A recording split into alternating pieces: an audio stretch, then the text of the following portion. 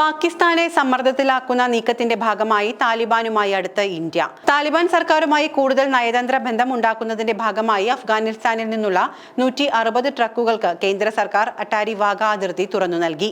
പാകിസ്ഥാൻ നടത്തിയ പഹൽഗാം ഭീകരാക്രമണത്തെ തുടർന്ന് ഏപ്രിൽ 23 മുതൽ അടച്ചിട്ടിരുന്ന അതിർത്തിയാണ് ഡ്രൈ ഫ്രൂട്ട്സും നട്ട്സുമായി എത്തിയ അഫ്ഗാൻ ട്രക്കുകൾക്കായി പ്രത്യേകം തുറന്നുകൊടുത്തത്. വിദേശകാര്യമന്ത്രി എസ് ജയശങ്കറും അഫ്ഗാൻ ആക്ടിംഗ് വിദേശകാര്യമന്ത്രി മൗലവി അമീർ ഖാൻ മുട്ടാഗിയും കഴിഞ്ഞ ദിവസം നടത്തിയ സംഭാഷണത്തിന്റെ അടിസ്ഥാനത്തിലാണ് ഈ നീക്കം. അഫ്ഗാൻ ഭരണം താലിബാൻ പിടിച്ചെടുത്തതിന് ശേഷം ആദ്യമായാണ് മന്ത്രിതല ചർച്ചയുണ്ടാകുന്നത്.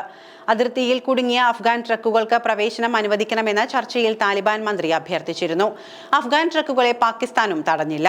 താലിബാൻ ഭരണകൂടത്തെ ഇന്ത്യ ഇതുവരെ ഔദ്യോഗികമായി അംഗീകരിച്ചിട്ടില്ല.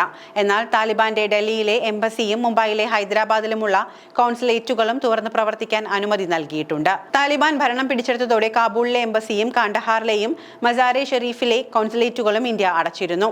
കാബൂളിലെ എംബസി നിലവിൽ ഭാഗികമായി പ്രവർത്തിക്കുന്നുണ്ട്. ഇന്ത്യയുമായുള്ള വ്യാപാരത്തിനുള്ള അഫ്ഗാനിസ്ഥാന്റെ ഏറ്റവും ചെറുതും വില കുറഞ്ഞതുമായ ഗതാഗത റൂട്ടുകളിൽ ഒന്നാണ് ഇത്. ഈ റൂട്ട് വഴിയുള്ള വാർഷിക വ്യാപാരം $500 മില്യൺ എന്ന് Afghanistan chamber of commerce and investment അറിയിച്ചു.